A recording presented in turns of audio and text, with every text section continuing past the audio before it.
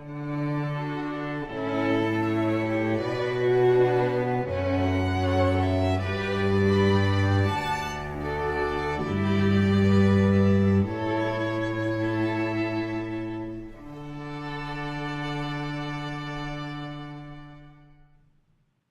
welcome to ThinkTech. We are raising public awareness about diversity, energy, technology, and globalization. My name is Donna Blanchard, and I am the host of Center Stage. You are here with us. I am also the very proud managing director of Kumukuhue Theater. The studio looks a little bit different today because I am on a vacation. I'm in LA at the moment, which offers me all sorts of wonderful opportunity to fill up my gas tank as a creative person myself. But also, I get to talk with my guest today, Carly Jibson, who is here in LA with me, Broadway actress and singer, and you're going to love learning a little bit more about her. Before we get to that, I want to let you know that you can watch any of our live shows on ThinkTechHawaii.com. You can find all of our archived shows there. They are also on YouTube, and we stream live on Spreaker.com and Ustream.tv every day, every weekday afternoon from 1 to 5. So welcome to the show, and now I'm going to do this high-tech thing. Hi, I'm coming in. This is Carly. Coming into the frame. How's it going? Here we are in sunny California. Who's excited?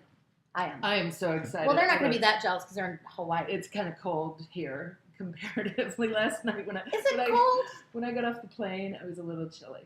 It's because the humidity is not here. I'm used to that subtle, that sultry envelope. Girl, I can't do the humidity. As you see, that I would look like Diana Ross. I would be like, "Hello, America." It would just be big. It would be the whole thing. It would be the biggest hair you've ever seen. Yeah, I had to put my hair back. Otherwise, this would have been the hair.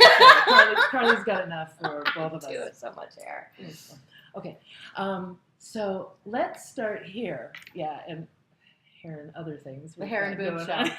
That's what this is all about. Carly, you are a Broadway actress at a very tender young age. Yes, I booked the first national tour of Hairspray when I was 17 years old, and then I went out on the road and did that for about 8 months, and I got pulled off of that tour to go do it on Broadway, when I was 19. Oh, so I was young. I was much younger. Oh, stop it. So you were in Michigan? Were you? Yeah, I grew up in Michigan. I was born in Alabama. I grew up in Michigan. I was doing a show at the time, a world premiere show called Crash Nation at a regional theater house in Muskegon called Cherry County. And our artistic director's name was Bill Castellino, and he also was a New York director. And he had come in, was doing a season of shows, and we had a B theater called the Beardsley, which was a smaller, like, black box theater, that he wanted to debut this show that he had written at the time. It was called Crash Nation. It was incredibly irreverent. I was 16 when I did it, and we dealt with, it was right after Columbine, so we did a huge piece on, like, the Columbine shootings, teenage abortion, homosexuality, but it was a rock show, like, set in a rock opera about these four girls, 4 boys, 8 young kids, about just feeling very much like they had no place to go and sort of have a voice and an outlet to express their anger in the world that we're now living in, you know, in the sort of vast technology that was taking place then, you know, like AOL, you know, these kids probably don't know instant message, missstage@AOL.com. I still have my AOL. But it was, you know, admit that. Oh, I love it. It's like a cult. It's like a cult thing now where people are so very proud to have their AOLs. I'm very proud to have mine. Okay. Pioneer. Well, Pioneer. So we did that show, and it was it was my first paying gig, and at 16. Yeah, and it was great. We did like 6 shows a weekend, and it ran all summer, and I got to meet all these people that were coming in from New York to work regionally at this house, and that was the summer that really, really put things on the map for me. It was the summer going into, because I was really young for my grade, the summer going before my senior year of high school. And that's when I was like, I don't belong here. I have found my people. I have found all the weirdos, and this is where I belong. And I knew that that's what I wanted to do. So Bill Castellino, who had written the show, his agent, because it was a new work and they wanted to bring it to New York, had came and seen the show. named Brett Adams, and who incidentally became my agent years later. He passed away a couple years ago. He was like my papa. He was a wonderful man.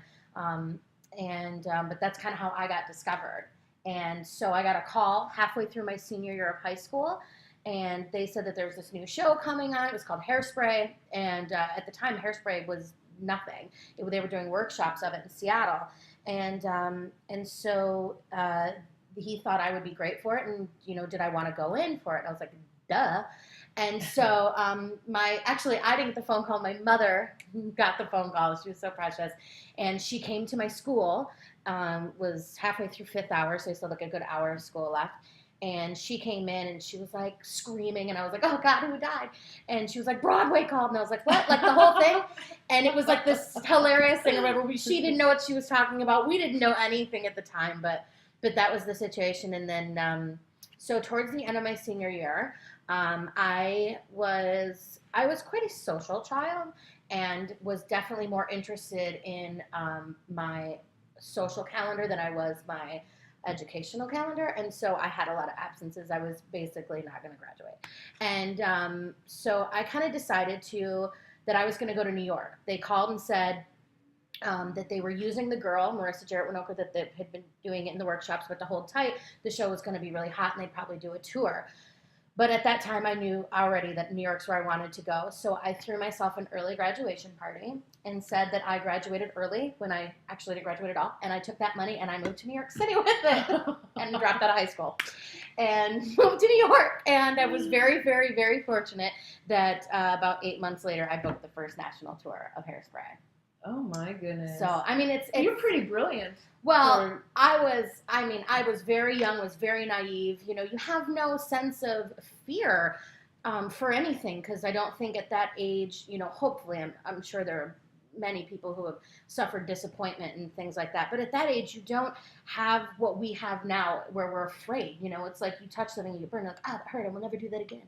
And you start building these walls and these, whatever, to guard yourself. And you just don't have, I didn't have any of that. To me, there was no such thing as failure. There was no such thing as fear. I was just going to take it all. And it didn't matter. And there was no being pragmatic about things or rational. And my mother was like, oh God, because all she did was watch Law and Order.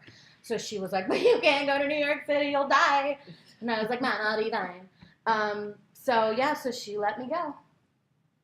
But hear me when I say this. Mm-hmm. I mean, I started acting when I was in high school, and I never would have thought, oh, I could just throw myself a graduation party and bank all that money and go. That's kind of. I'm not sure that it was was a leap that you took. Did you feel like you really did feel like that was where you belonged? I knew that's where I belong. New York was always the goal for me.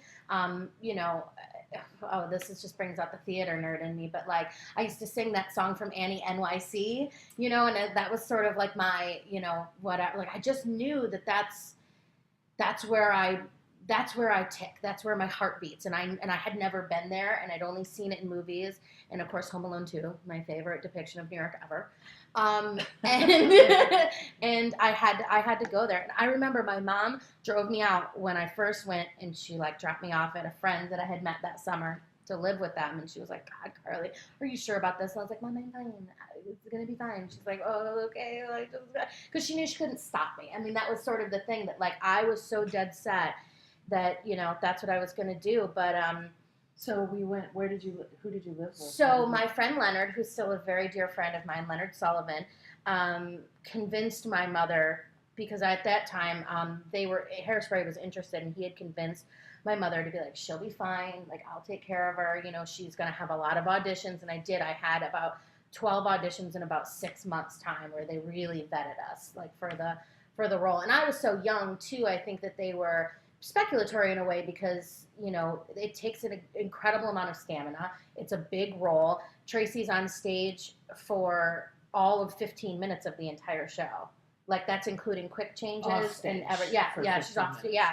So it's a lot, and I think that they were excited by me, but also very apprehensive that I was so young. Like, is she just having really good auditions? You know what I mean? So it was a very long, sort of arduous process that I went through. But then it happened. So so she let me stay with Leonard, and Leonard and I were so poor. He was catering at the time. Oh, this is kind of great. So he was catering at the time. I was eating fried rice for $2.95 from downstairs like every single day. It was like literally. Sometimes we would splurge and get a foot long from Subway, and we just lived in this tiny little like in Harlem. We lived in this tiny little room, but it was heaven. It was absolute heaven, and I couldn't really do anything or go anywhere because I was so young. I couldn't get in any bars. I couldn't really get a job. I was a high school dropout. I had nothing. So this was really all that I had, and I spent my first Thanksgiving away from home there, and Christmas and New Year's. It was really hard to be away from home, but it was, I was like, well, I'm here, fuck it, I made it. So, so it was really exciting. And then Leonard, incidentally, I found out that I booked the tour. He called me. So as soon as I found out that I booked it, I was out of money. I went back home to Michigan. And it was in the March of 2003, because I was supposed to graduate in 2002. And all my friends were coming home from college. We didn't start rehearsals until July. So I was like, I'm going home. I'm going to party with my friends this summer before the job starts. So when I was home, I got a call from Leonard, and he booked the first national tour as well, freakishly enough. So we went on tour together. Oh, nice. Yep. Well, that's because at that age, I mean, yeah, obviously you're fearless and out there and living in a larger-than-life way, but it's a good thing that you had people who you felt some comfort level with. Yeah, and also that were experienced and I knew would guide me in the right way without any ulterior motive. They just That's amazing. Yeah, that's really hard to come by. It's why he's still one of I call him my non-sexual life partner, but he's one of my nearest and dearest to this day. Nice. So did you have any acting training at all? Only through osmosis and just experience and doing it, but no like formal training. No, I wanted to be a ballerina so bad. That was when I was little. I wanted to be a ballerina more than anything. But as soon as the 8th grade hit, I started growing boobs and all that. I just went out the window. Yeah. And also, I never you can't really do never made it past 5 foot. Yeah, good pirouettes with too much tip. Just doesn't really just really get going in one direction. Then you. That's why I didn't become a ballerina either. In case you were wondering. So have you got to? I'm just curious. Have you gotten any training since then? Have you put yourself into that? And when not that I don't think that there's so much to benefit from it. I studied with Joan Leader for a little while. She's a very prominent voice teacher in New York, and she was like Patti LuPone's voice teacher and Hillary Clinton's vocal coach, whatever, and for speaking and whatever. But I always found that every time I went into a situation to get formal training, that they tried to break me of habits that made my voice unique, and I didn't want to lose that. I didn't want to sing incorrectly. That was harmful, but I found a way to comfortably, because as you know too, like the female voice changes and evolves 3 different times in their lifespan, and so I felt like I knew what was working for me, and it was getting me work, and it was the way I liked to sing and whatever. So I didn't really want to alter that. I felt like that was being compromised when I did that. So I was like, well, no. I got when I studied acting. I got my bachelor's degree and have continued studying. And I felt like there was a period of time during the first couple of years of formal training where I really felt like I came there with a lot of raw talent and intuition and instinct and all of this, and I felt like I was wrung out.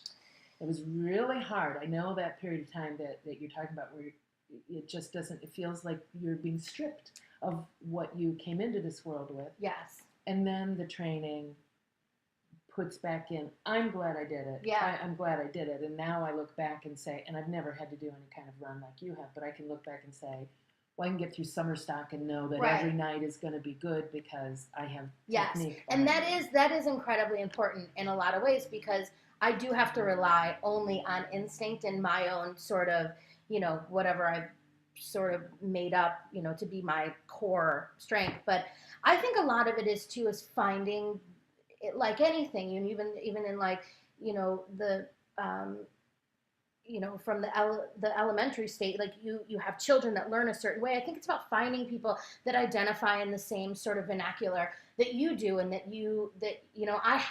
will say, I guess I can say that I have had comedy training.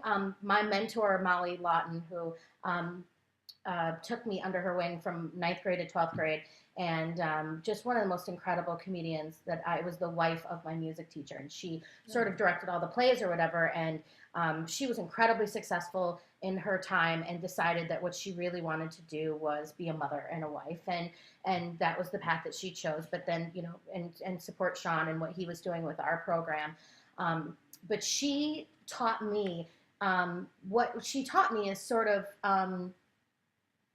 limitless in terms of what it's worth, because she gave me an opportunity my junior year. We were doing Guys and Dolls, and she cast me as Adelaide, which everyone at the time was like, she's so wrong for that, you know, whatever, just in terms of physical typecasting or whatever. But she was like, it doesn't matter. She can do it. She can be funny. She can be sexy. She can do it. And she had this incredible faith in me. And when it came down to even costuming for like the hot box numbers, she put me in tiny little fishnets and a bustier and was like, you will wear what every single one of these girls will wear. You're not going to be covered up any differently than any of them. Like, you're going to, and it gave me this incredible empowerment to who I was, not only as an artist, but as a person. And so that's sort of, you know, one of the most, just, I would say, yeah, I guess if there were anybody that I would credit giving me some kind of training, it would be her. And not only was it training in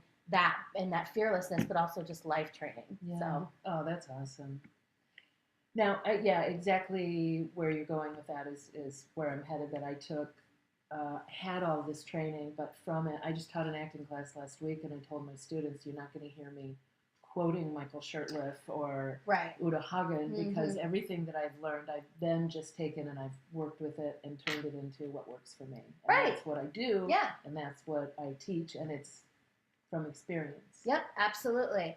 And that's, but all of life is that way, you know. It's like we walk that tight rope kind of between art and life, and the imitation of art and life and whatever. But that's what everything is. We are only the accumulation of our experiences. We perceive the world a certain way, we feel a certain way, we take that with us and we apply it to the next, you know, point in our life. And so that's what acting is, you know what I mean? Like, that's why I think Meryl Streep is what Meryl Streep is, because she allows herself to be a person open to everything. You know, she doesn't live this way, she doesn't live peripherally, she lives in an encompassing way that she, you know, and I think that's why she is what she is, if that makes any sense. Like, I mean, I don't know her personally, but I feel her to be a type of person that takes everything in, and that's why she's able to sort of imitate everything, you know what I mean? And I think we all know those people. There are people that see things one way and that's it. They see black and white, or they only see gray, or they only see peripheral, or they have tunnel vision or whatever. But like, that's what makes a well-rounded person as well as a well-rounded artist, to sort of take in the accumulation of everything that is around you. Yeah. And that everything is important, you know? Well, yeah, I think that show was kind of deep for a second. I didn't mean to get that deep. That's what we Also, I'm sweating in here. We don't have a fan here or anything. I think the people that I know, that I've seen work and gotten a chance to know, what I notice about them is they notice everything. Like, I don't remember faces or even names, but I will remember tics, and I'll remember the strange ways people say things, and then I notice, oh, you always say this when you're talking about your family. You use that, you know, or the way like that something made you feel. Like, that is that's the most incredibly powerful thing. I think the sense memory that people hold on to the strongest is the way something made you feel. You know, people will say, oh, what's that thing? Oh, I can't remember what they said, or, you know, oh, I don't remember what they wore, or whatever. But everybody remembers how something made you feel. And that's, I think, as artists, what we're always trying to invoke is a feeling. It's provocative. It's meant to make you feel something. Good, bad, or indifferent is really subjective. It's meant to make you feel something. And that's what great art does. And that's why I think art is so subjective, because some people are comfortable feeling those things and some people are not. And the people that are not tend to, you know, not like it. Which I always find is really interesting when people say, you know, if I see something with a group of people and the people that didn't like it, I'm always more interested in speaking with them, because I want to know why. I want to know the psychosis of, like, what part of that made you the most uncomfortable. You know, I know why you liked it. You know what I mean? So I always think that's really interesting. Yeah. Well, and I think a lot of really great art is meant to make you feel uncomfortable. Yes. It's what you walk away with that matters. And if you can get to a point of understanding why something made you Well, and it's also relatable. We want to relate, As artists, we want to be relatable, and as an audience member, you want to relate to something. And sometimes that relation is pain, and sometimes, it's disconnect, and sometimes it's joy or whatever it may be, but it's all about saying, "Hey, me too. I'm not alone." You know what I mean? Like, so that's just the human condition. That's just innately who we are, I think, as people, to want to feel not alone. Yeah, to be able to relate to something. So when you get a script and you're going through it, do you mind talking a little bit about what kind of process you go through with that? Okay, so interestingly enough, I am pretty dyslexic. And so it takes me a little bit of time to get through a script, and then I'm off book before I hit the first day of rehearsal. And anytime, like if we have, I've had this happen to me in rehearsals, like people will try to hand me like a line change or whatever, and I'm like, can you just say it to me? Because I'm good with that way, like I can remember, but like, oh God, there's nothing more terrifying to me in the world than a cold read. Like walking into an audition, have them just handing it to me, and I'm like, I will try to find somebody in that room and be like, read this to me right now, and they're like, what? And I'm like, just fucking do it. So when I first get a script, depending on what it is, if it's comedy based or drama based, I try to take myself out of it, and I always, whether I'm auditioning for it or whatever, like I feel the same way about like songwriting and song. If I hear a song and I say, damn it, I wish I would have wrote that song. That's how I feel about scripts. I wish I would have written that script. You know what I mean? Like that's how I relate to something like, damn, I wish that, I should have done this. You know what I mean? So I get turned on by things that way. That's how I relate more in the creative process of it. Like that's where I get married to something on that level first. And then I start to, go through and find the comedy and things right away. I tend to be like, I can make that funny. I can make that funny. I try to find those moments. And then, then you just go through your basics of like, what does this character want most? Why are they not getting the thing that they want? What keeps them from achieving their goals? Is it an external thing? Is it an internal thing? And why is this change so important? And do they achieve it? And why or why not? And so, I think that it's just kind of those basic things that like sort of break down. But a lot of it for me, and this goes back to like not having the formal training, is incredibly instinctual. Sometimes that person will remind me of something or remind me of myself in a certain time, and it'll invoke that in me. And then I feel like I can relate to it in that sense without having to be so incredibly, semantic about it.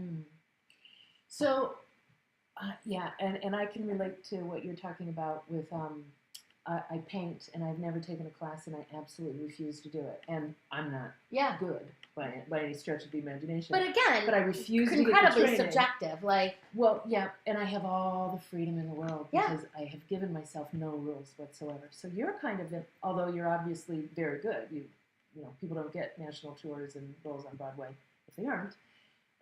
But you also don't have those rules. Yeah, no.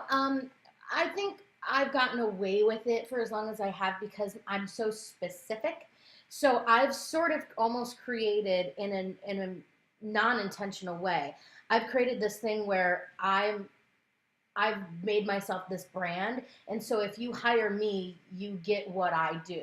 Now, what the fuck that means, I don't even know. And what do I do? Who knows? And I don't even know till it comes out of my mouth half the time.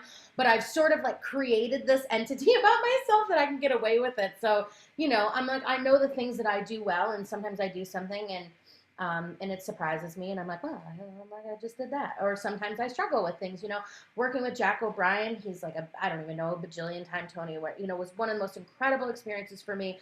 Jack has an amazing ability as a director to make you question at the end of a choice, who came up with it, you or him? Like, you have no idea if that was you or him. Like, he has a way of saying things to you to get you to come to a conclusion. At the end of it, you're like, was that me or you? And he's like, And it's like the most incredible feeling. And then I've worked with people like Diane Paulus, who is, she's a Sarah Lawrence girl, and she's very just a different approach to the method and very like rolling on the floor and breathing things and stuff. And I'm like, I have 2 lines in the scene. Do I have to roll on the floor? You know, like I'm like, is that, and I just that, and this speaks maybe to something about me, but that stuff makes me really uncomfortable. Now I've seen her bring incredible performances out of people using this method, but I don't find it effective for myself. But I've also will say I've never fully committed to giving myself over to it either. Because I think it's kind of hooey. But that's me. But that also, I think, speaks to maybe me. Why do I think it's hooey? Why does it make me uncomfortable? Well, and maybe it won't always make you uncomfortable. And those things I will speak about with my therapist There's next lots week. of time. and we owe a lot to therapy. No one ever talks about therapists in Hawaii. Oh my God. Here in Chicago, if you don't have a therapist, if at least some point in your Oh, life yeah. there's something wrong with you. Oh, are you kidding me? And there you don't talk. I never hear people talk. Oh my God. I think every single person should be in therapy. Like, even if you're not going through something or whatever, I think it's just incredibly helpful. Okay, hold on. The green light's still on, so I think it's still happening. Okay, good. I think I just have to do this. went asleep. Okay. We're still here. We're still here. The Oh, computer survived just went it. black for a minute. How are we doing on time? I almost died. There's a timer in the corner. Okay, we're doing good.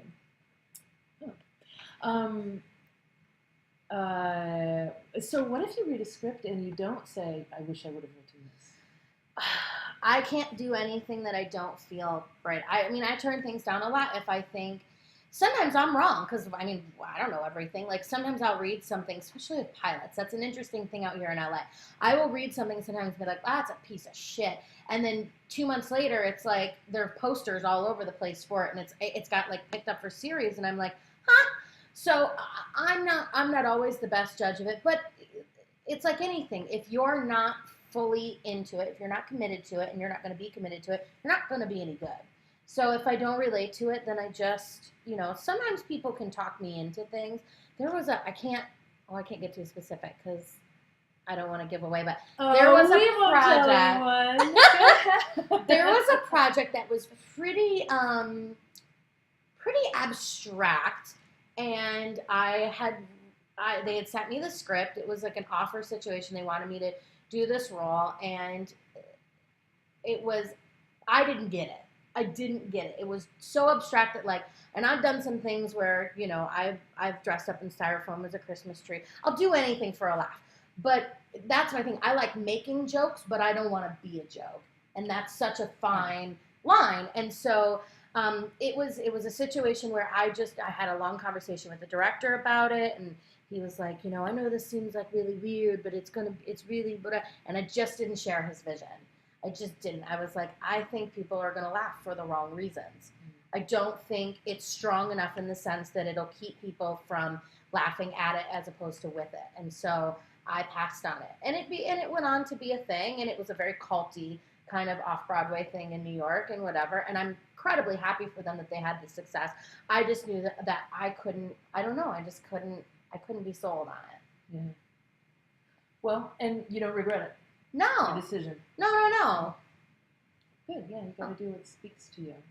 And there's a lot of, this is not like Honolulu. There's very limited amount of theater art to be attached to in Honolulu. Yeah. Here, there's a lot, and you can drive to New York and do more there, or to Chicago. There are a lot of opportunities. It's really interesting. I would say I will give you the DL on what's happening here between New York, Chicago, and LA in the theater scene. There's weird things going on, right? So like New York is Mecca. That's where, like, you know, Broadway is obviously, and you've got all your whatever. Chicago is interesting. I'm gonna talk about you, Chicago, because y'all are kind of rude sometimes. I'm going to tell you about yourself. They are very elitist in the way that they're the smallest group of individuals, and they think, you know, and they work for ducats, which is fine because they, you know, we're doing it for the art, darling.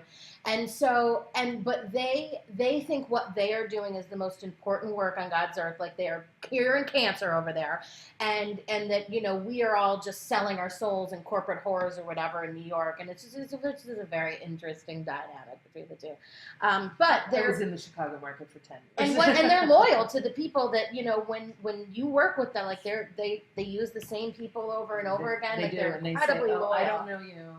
go get known and then come Yes, back and talk. yep. There's a process that you definitely have to go through. As in New York, you could walk in off the streets, be a nobody, be talented enough, and work. You know what I mean? So, and then LA is sadly, I hate to say it, but it's kind of a bastardized theater. There are some great things going on here, but it's not because it isn't good here. It's because the film and TV industry is so powerful here that they sort of look at theaters like that adorable little boo kind of thing, and so it just doesn't. It's like the redheaded stepchild here in LA. It really, really is. It's not really taken seriously. It's not, in a grand sense of things, and it's just sort of. So it's weird. What kind of audiences does theater draw here in LA? I will tell you, I'm not as familiar with it as I am, obviously, in Chicago and New York. I think people,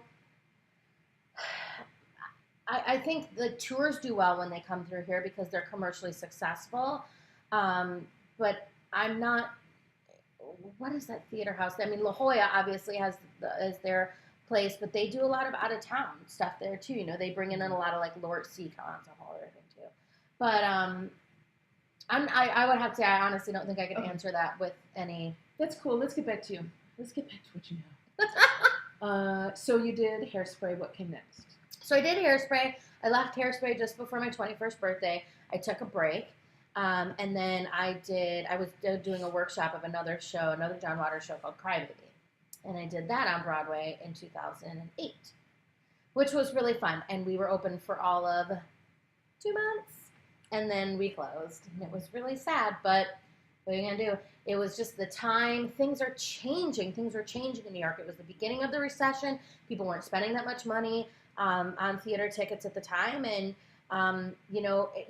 theater just changed. Everyone that I knew from, 10, 15 years ago working in New York, everybody is getting out because the game is different. And so basically what happened is, 20 years ago, you had about 6 producers that produced everything on Broadway. And they were the money people and and shows would have a nice, healthy run, and they had good relationships with these houses and all of that. And then, as the recession started to happen, you started getting these people who realized as producers that they didn't have to put any of their own money into it. They just had to raise the money. And so you started getting all of these investors involved. You got 30 to 40 people with producing credits. You got a lot of cooks in the kitchen. And it just sort of started to snowball into this, kind of mess of like taking the art out of everything. I will tell you that, walking into Hairspray, it was already a hit. It was we had sold out audiences. I had missed all of the political part of it. Being in Crybaby from the beginning to the end really disenchanted me about the process, just because I watched this show that we all worked on so hard become stripped down for corporate reasons, for, okay, we got to take out the goddams or we won't get the Christian voters, and we got to take out the nudity or we won't get the Mormons, and we have to, or not voters, excuse me, like group sales boxes and stuff like that. And it just became this whole other thing about how to make the most money, and the project suffered because of it. And at the end of it, it was an incredibly great idea with great music and a lot of heart and great talented people, and it just imploded. It really did. And you got a lot of people who couldn't agree on things, and so it was really sad. And like I said, it was incredibly disenchanting for me. So that ended, and then I did a stint on All My Children, which was not my proudest moment, but that shit is some good ass money. I will tell you what right now. Like, not mess around. Like, they're not much for soap operas anymore because they don't really exist that much anymore, but it's good money. So I did that for a little while, and then I took a break, and then I got into a relationship, and that took me away from things for a while, and then I got out of that relationship, and then that made me be like, wow, fuck it, I'm back. And then, so that's when in 2009, I wrote and started and produced my own rock and roll cabaret show, Joe's Pub, which we did, called Not a Bitch, Not Yet a Woman. I was 25. And we had sold out shows, and it was just an incredible experience. And it was the first time that I decided to tell the truth about my kind of reputation in the industry. So I sort of glossed over all this, but I was very young when I started out, and I got into a lot of drugs, and a lot of trouble and missed shows and was just sort of rebellious and had, you know, a lot of family stuff going on and the pressure of you know, trying to be the lead in a show and carry a Broadway show at a young age and just not really being as prepared for that and not being able to admit how unprepared I was, and a lot of pride, a lot of ego, and just sort of tailspinned into some really bad decision making. And it gave me somewhat of a reputation for a while of being, well, the Drew Barrymore of Broadway. Oh, I was What going they to say called Lindsay me. Lohan. Well, she wasn't a thing yet, darling. This was a little while ago, but Lindsay Lohan was a Carly. they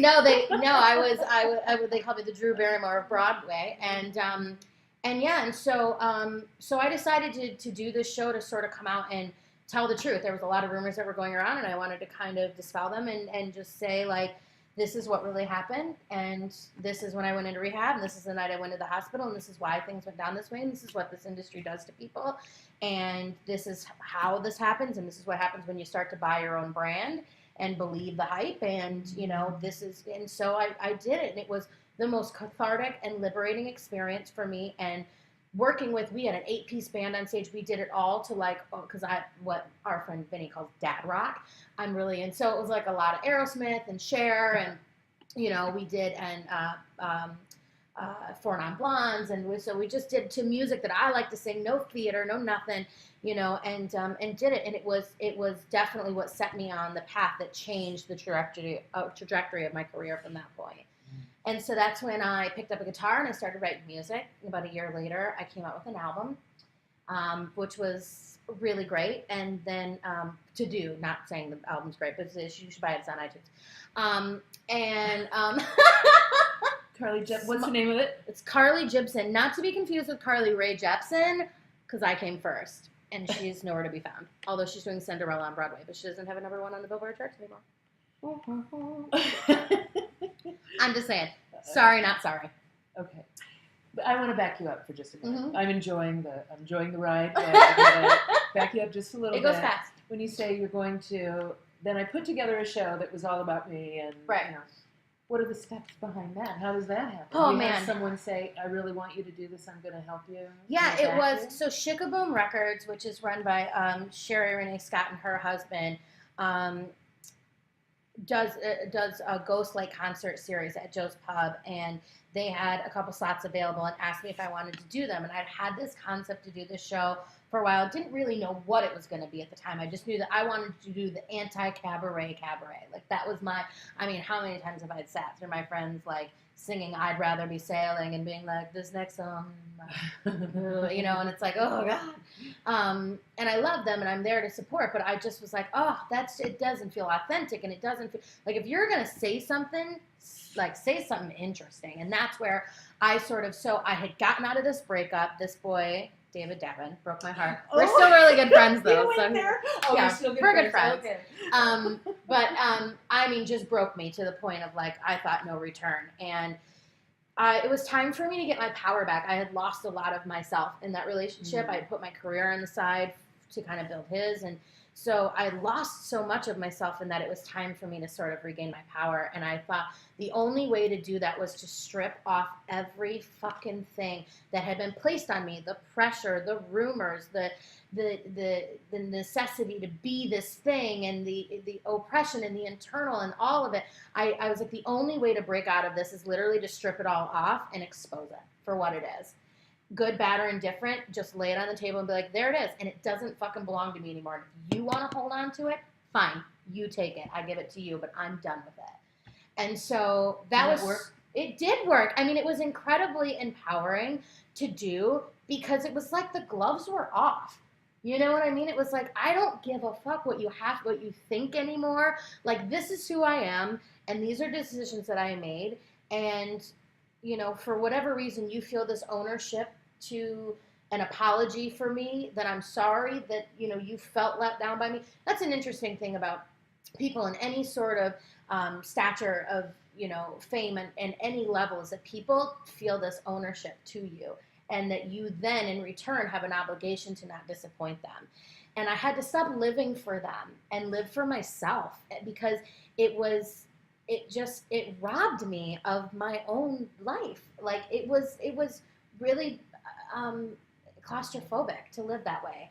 And so it was, and then I got with my genius, who's a great friend of mine still to this day, Darren Ledbetter, arranger, and we just started going through, and we started with, I didn't write anything. Everything was improv that night in terms of speech.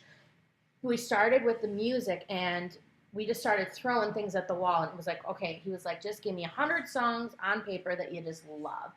And then we started, like, I would listen to them, and I'd start getting ideas about, so, we opened with Heart's Crazy on You, because I thought, that's how it's all going to start. I'm going to go crazy on you. Like, that's the whole thing. And then the next song was Ashley Simpson, Autobiography, which basically is about, like, you think you know me, blah, blah, blah. And then we went into a country song by Faith Hill called Mississippi Girl, but we changed it to Michigan Girl so that I could start from the beginning and say where it all began. Mm-hmm. And then that's when I started, and I just started improvising. I just sort of, like, sat down, like these people were sitting in my living room, and told them how shit got started and how I got discovered and when everything started to go. And then I told the story about the night that I ended up in the hospital. I had a seizure. I had done way too many drugs, and my friends took me to the hospital and whatever. And we did this beautiful song by Sarah McLachlan called Hold On into Aerosmith's Amazing, and which was like the big, like, turning point for me. And then I went in and talked about my breakup, and David was there, and I kind of pointed him out. And I did a Kelly Clarkson song called Gone, and I did a Pink song called Misery, and then I went through and told some funny stories about shit that happens when you're drunk and mistakes that you make, and then I did Cher's If I Could Turn Back Time, and then we ended it with Four Non-Blondes' What's Up into Miley Cyrus's The Climb, and then I came on for an encore and did Britney Spears' Not a Girl, Not Yet a Woman, and changed the lyrics, Not a Bitch, Not Yet a Woman. And that was sort of just, we kind of posted that evening with these songs that we knew that were going to be, roughly about what we were going to talk about, and then in between I just sort of like connected them through these stories. And it was really like the most amazing night of my life. Awesome. It really was. Like, I remember Darren and I talk about it all the time. We have a video of it, obviously, and we watched the video of us like leaving the stage, and it's funny because we go behind the curtain. As soon as that curtain hits, Darren and I are jumping up and down, and we're screaming and crying. And he's like, "You fucking did it!" I'm like, "I fucking did it!" And like, so it's like this. It's funny. We are always like, "Oh, that's what's going on behind that curtain right now that no one can see," as we're going nuts. But it was a great moment. It was a really great moment. So that was a one night performance. Yep. That was a one-off thing. And, it was a big industry invite, and it was crazy. It was talked about a lot because a lot of information came out of it and whatever, but it was only meant to be a one-time thing. Like, I'm doing this once. So, and we did really well, and we sold out in 45 minutes that night. And so it was kind of crazy. It was really crazy. But it was a good feeling. And I do feel like as much as I could have, I let a lot of that go, That's an awful lot. You've had an awful lot of attention, and you've had an awful lot of applause in your life. Is it kind of hard to not have it? Well, I always joke that I feel like Tink. I'm like, you have to clap or I'll die. That's how you keep her alive. Tinkerbell. No, listen, you have to get to a place where you learn how to not live for it. Because it can sort of own you in that way. It's like anything. It's like any addiction. It's like heroin. It's like anything. I was going to say carbohydrates. Yeah. You got carbohydrates. More. They got or heroin. But yeah, no, it really is. It is incredibly addicting. But I think that's why, for me, I don't ever stop. And the people who know me and know me well, like, know that, like, my entertaining part, and not that I'm ever being inauthentic, but I don't ever stop, because it's just, there is no difference. There's no difference between 19 and 20, and I call 19 and 20, the numbers on a stage. You drop off at the engine 19, and then 20 is the wing. So if somebody's like, get to 20, like, get off the stage. For me, there's no difference between 19 and 20. I'm the same person there that I am here. I might just be a little crazier. I'm 20. When you don't have to be following this. Yeah, I know from my own experience when you're in a show and you're getting good reviews and it's so safe.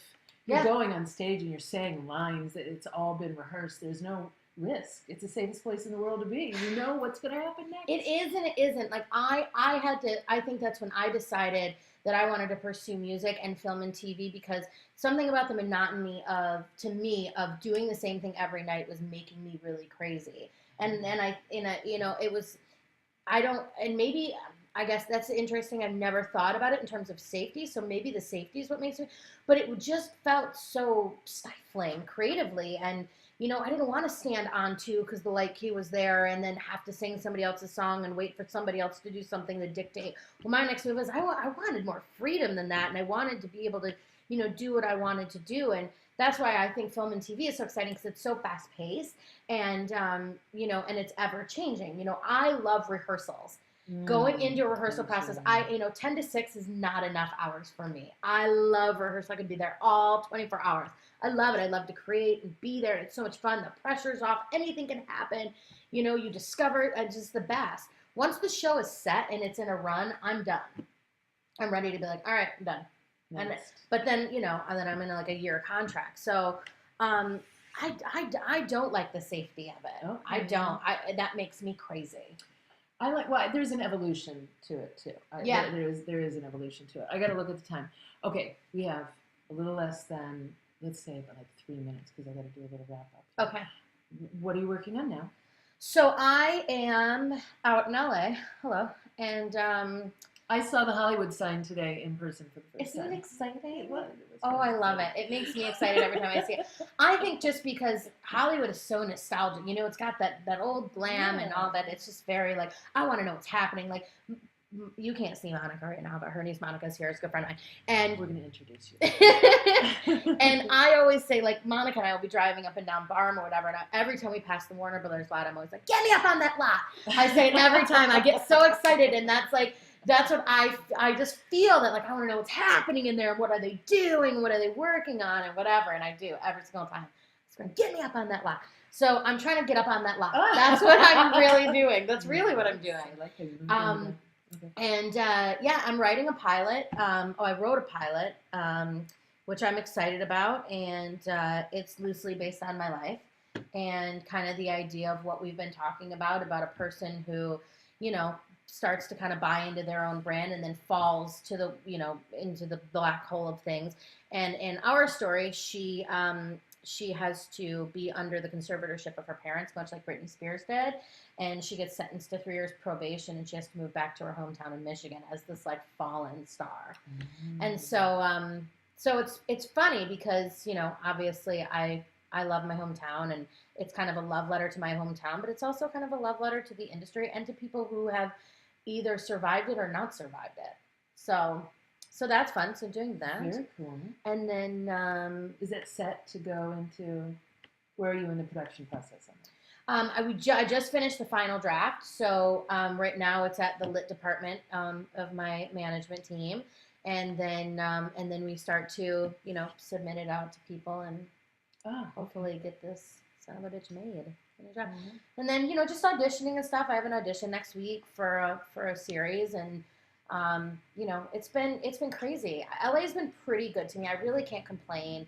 I've had a couple big projects fall through recently. I had a big movie that I was supposed to be involved with this summer that fell through at the last minute, this Broadway 4D thing. And but I can't complain. Like, I mean, I have a lot of friends out here who haven't had a lot of auditions, and I've tested for 3 different series in the past 8 months. So I mean, I can't complain. Like, it hasn't happened yet, but I've literally only been here 5 months. So I'm trying to be patient. And you've had so little time here. There's so much more. And, with time, you only grow as a person. Oh, yeah, for sure. For sure. I'm really looking forward to it. I'm so happy to have met you. I've heard a lot about you from Monica. And this interview was made possible by Monica Brown, my niece, who's sitting over there off camera. The MB, the OG. Come over for just a moment and say hi. From the LBC. Just a moment. I just talking. Come on. This is my niece, Monica. Hi. Thanks for saying hi. My headphones on there too. No, we got even more. It's the boob show. But I'm looking forward to seeing what happens next, and we're gonna go out and You and party. me both. I'm looking forward to that. Who needs a drink? This kid. But it's 3 hours later here, so. Oh. Do Okay. I say aloha? Is that goodbye? You can aloha is Aloha. aloha. Is that? That works. I was trying to get in the spirit of it. Also, I feel You like can do that's this, Indian. too. I was trying to You can say do that. That's like how. Yeah, you can do this. Aloha. aloha. Okay, I'm going to do a little Okay, wrap bye. up, and all right, I'll turn the camera over here and drink your water. Okay.